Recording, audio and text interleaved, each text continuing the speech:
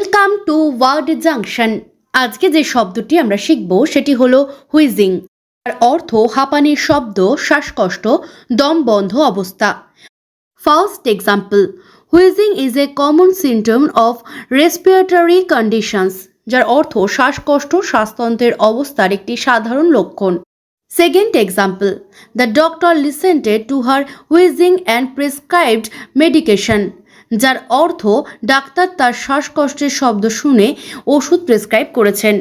এই ভিডিওটি এতক্ষণ ধরে দেখার জন্য এবং শোনার জন্য আপনাকে ধন্যবাদ।